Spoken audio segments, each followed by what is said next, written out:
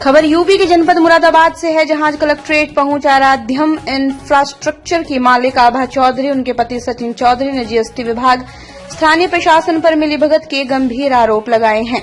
उनका कहना है, विभाग ने सिर्फ एक नोटिस देकर उनके निर्माण कार्य पर कार्रवाई कर दी और साइट का एक हिस्सा तोड़ दिया, जबकि नियमानुसार किसी भी प्रकार की कार्रवाई से पहले कम से कम 3 नोटिस जारी किए जाते हैं। सचिन चौधरी ने बताया, जब उन्होंने इस संबंध में कमिश्नर कार्यालय से बात की तो वहां से जवाब मिला, ये कार्रवाई गलती से की गई है, पूरे मामले की जांच कराई जाएगी। उन्होंने ये भी आरोप लगाया, काशीपुर रोड स्थित आराध्यम विलेज प्रोजेक्ट में 500 से अधिक फ्लैट बिक चुके हैं, लेकिन इसके बावजूद कुछ भूमाफिया जो दिल्ली, मुरादाबाद, अमरोहा जैसे जिलों से जुड़े हैं, वहां कब्जे की कोशिश कर रहे हैं। आभा चौधरी ने बताया, इन लोगों ने कॉलोनी के पार्क और बाउंड्री वॉल को भी तोड़ दिया। उन्होंने पुलिस को 112 नंबर पर जब सूचना दी तो पुलिस मौके पर पहुंची, लेकिन आरोप है उन्हीं भूमाफियाओं ने पुलिस के सामने उनसे अभद्रता और बदतमीजी भी की।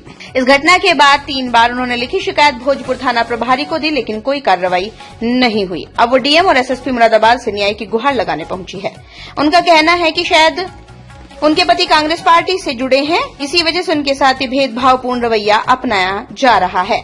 उन्होंने कहा कि फिलहाल विभागीय जांच की बात कही जा रही है, लेकिन पीड़ित पक्ष का कहना है, जब तक ठोस कार्रवाई नहीं होती तो वो न्याय के लिए संघर्ष जारी रखेंगे। Moradabad UP bureau report. जी बताइए, आप यहाँ कलेक्ट्रेट पहुंचे हैं, क्या है मामला? मेरी कंपनी का एक प्रोजेक्ट आराध्यम विलेज के नाम से काशीपुर रोड पर है और वहाँ पर पिछले कुछ दिनों से कुछ दबंग लोग भूमाफिया टाइप के आके मेरी जमीन पर कब्जा करना चाह रहे हैं। उस सोसाइटी को हम पूरी प्लानिंग के साथ स्क्वायर मीटर्स में वहाँ पे बेच के रजिस्ट्री करी जा चुकी है। 500 ग्राहक हैं वहाँ पर जिनकी रजिस्ट्री हो चुकी है। उसके बावजूद वो लोग आकर कह रहे हैं कि ये जमीन हमने खरीद ली है अब, और यहाँ पे जो हमारा हिस्सा है वो हमें दीजिए। तो उसी मुद्दे को लेकर मैं आज डीएम साहब से मिलने आई थी यहाँ पे, और अभी मुझे आशा है वो समय देंगे तो मैं अपना पक्ष उनके सामने रखूंगी। क्या आश्वासन दिया डीएम साहब? डीएम साहब से भी मेरी मुलाकात नहीं हो पाई है। अभी मैं एसएसपी कार्यालय गई थी, एसएसपी सर के सामने मैंने ये सारी बातें रखी कि सर मेरे और मेरे परिवार की सुरक्षा को भी खतरा है, क्योंकि मैं उस दिन साइट पे गई थी 9 तारीख को। ये लोग आज हमके साइट पर, मैंने तभी 112 पे फोन करके पुलिस की गाड़ी वहां भिजवाई उनका कार्य रोकने के लिए। उन लोगों ने वहां पे खंबे लगा दिए हैं, कांटे वाले तार लगा रहे हैं। जहां पर मेरी सड़कें बनी हुई है, बाउंड्री बनी हुई है, निर्माण कार्य हो रखा है, पार्क बने हुए हैं, जाके उन्होंने मेरे उस निर्माण कार्य को तोड़ा है। और 3 बार सड़कें वगैरह और बहुत सारा तोड़ दिया गया है जी। उन लोगों ने जो निर्माण कार्य तोड़ा है उसके लिए मैंने वहाँ के जो भोजपुर के एसएचओ साहब हैं उनको 3 बार एप्लीकेशन दे चुकी हूँ, लेकिन उस मामले में अभी कोई कार्रवाई नहीं हुई है।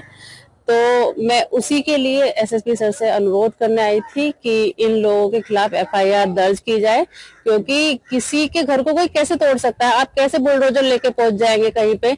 और इतने 2017 से मेरा वहाँ पे पोजीशन है, मेरा गार्ड है, मेरी सोसाइटी है, बाउंड्री गेट बने हुए हैं, पार्क बने हुए हैं, फार्म हाउस बने हुए हैं, और वहाँ पर जाकर आप किसी के भी निर्माण कार्य को तोड़ रहे हैं और आपको बिल्कुल भी दुख नहीं हो रहा है। सुना है कि वहाँ जमीन का 143 भी हो चुका है?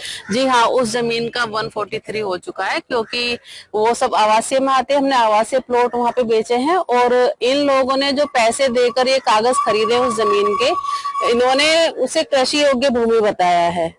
तो उन पर ये राजस्व चोरी का भी बहुत बड़ा केस बनता है। अब मुझे ये नहीं पता कि जो लोकल पुलिस है वो उनके खिलाफ कार्रवाई क्यों नहीं कर पा रही है, क्योंकि 3 बार मैं एप्लीकेशन दे चुकी हूँ। अब तक तो उनके खिलाफ रिपोर्ट दर्ज हो जानी चाहिए थी। एसपी साहब ने क्या आश्वासन? ये देखिए, वो इतने खतरनाक लोग हैं। मैं साइट पर गई थी तो किस तरीके से उन लोगों ने मुझे घेर लिया,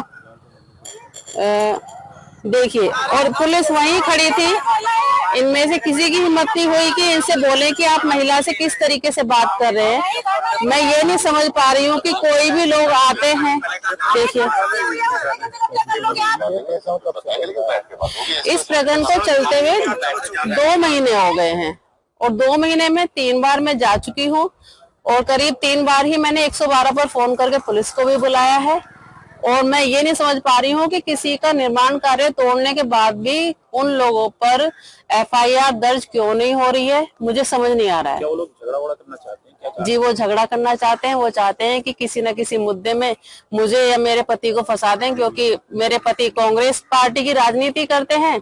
ये सब इन्हीं चीजों से मिलते जुलते हो रहा है। करीब 4-5 जिलों के लोग हैं जिन्होंने मिलकर ये कागज खरीदे हैं, और ये वहां पर कोई भी अनहोनी घटना भी कर सकते हैं। कौन तो कौन लोग हैं? ये एक कोई जैतपुर गांव का है, वहीं पास में लोकल गांव है, जैतपुर से है कुलदीप। एक पवन सिंह है, एक आकाश चौधरी, अपने आप को वो कहता है कि मैं सिविल कोर्ट का अधिवक्ता हूँ, जिसने इस वीडियो में भी काफी बदतमीजी से मेरे साथ बात की है। तो अगर आप सिविल कोर्ट के वकील हैं, उसका मतलब ये नहीं हो जाता कि आप किसी का भी जाके निर्माण कार्य तोड़ दें। और वहां पे जो लोकल एसएचओ साहब हैं, वो भी उनके सामने मुझसे कह रहे हैं कि आप इन्हें 40 बीघा जमीन दे दीजिए इसमें से जोतने के लिए। क्या नाम है उनका? अब ये मुझे उनका नाम नहीं पता है। वो ये भोजपुर थाना की बात है जहाँ पर ये सब प्रकरण चल रहा है। अच्छा, ये बात आपने चूंकि एसएसपी साहब के सामने भी रखी है, उन्होंने क्या आश्वासन आपको दिया? उन्होंने आश्वासन दिया है कि हम इन दोषियों के खिलाफ कार्रवाई करेंगे, जांच करेंगे और देखेंगे इसमें क्या मामला बनता है। देखिए, हमारी भी आपके जिलाधिकारी जी से, डीएम साहब से ये अपील है और माननीय मुख्यमंत्री जी से भी अपील है कि ये एक महिला है, इनके साथ बहुत गलत हो रहा है और इनके परिवार को जान माल का खतरा पैदा हो गया है। इनका परिवार बिल्कुल सुरक्षित नहीं है, तो इनके परिवार की सुरक्षा के प्रबंध करे जाएं और इनको न्याय मिले। और जो वो लोग हैं, उन्हें पुलिस का, कानून का कोई भी डर खौफ नहीं है, किसी भी तरह से नहीं डर रहे हैं और वो पूरी तरह से अपने दबंग तरीके से इनको टेरराइज कर रहे हैं, इनको प्रेशराइज कर रहे हैं। तो इनकी सुरक्षा की जाए और इनको इंसाफ मिले। अरे क्या आप लोग कमिश्नर साहब से भी मुलाकात हुई है? जी हाँ, कमिश्नर सर से भी मैं मुलाकात करने वाली हूँ, उनका भी मैंने समय मांगा है। और इस प्रदेश के मुखिया योगी आदित्यनाथ जी से मैं अनुरोध करना चाहती हूँ कि आप रात दिन महिला शक्ति की, महिला सशक्तिकरण की बात कर रहे हैं, और अगर मेरे साथ में ये सब दिक्कतें चल रही हैं तो आम महिला का तो यहाँ पर क्या हाल होगा। तो आपसे अनुरोध है कि महिला सशक्तिकरण की बात ना करें, उनके साथ मिलकर सहयोग भी करें, उन्हें न्याय भी दिलाएं। क्या दिक्कत चल रही है आपके साथ? दिक्कतें यही चल रही है, एक मैंने आपको मैटर बताया, दूसरा मैटर ये है जीएसटी डिपार्टमेंट ने मेरे कंपनी पे नोटिस भेजे हैं दो कि आपके ऊपर जीएसटी बनती है, जबकि प्लॉटिंग पे कोई जीएसटी नहीं बनती है। और ये इलीगल कार्रवाई के तहत उन्होंने मेरी कंपनी के खाते सीज कर दिए हैं, जिससे मेरा फंड बिल्कुल बंद हो चुका है। मैं इतनी बुरी तरीके से आर्थिक रूप से टूटी हुई हूँ कि मेरे बच्चों के स्कूल की फीस तक नहीं गई है। अच्छा, जीएसटी वाले तो बोल रहे हैं कि सब धोखे से हुआ, ऐसा कुछ नहीं, अगर धोखे से हुआ है तो इसमें मेरी गलती थोड़ी है। अगर धोखे से हुआ है तो अपनी गलती को आप सुधारिए। वो लोग कह रहे हैं कि आप हाई कोर्ट जाइए, वकील करिए। अब मैं वकील कहाँ से करूँ? खाते आपने बंद किए हुए हैं, वकील को पैसे देने के लिए मेरे पास वो नहीं है, फंड नहीं है। तो अगर आपकी गलती है तो अपनी गलती को आप यहीं पर सुधारिए। एक मैटर और है जिसके तहत मेरा जो कार्यालय है उस पर सील लगा दी गई है।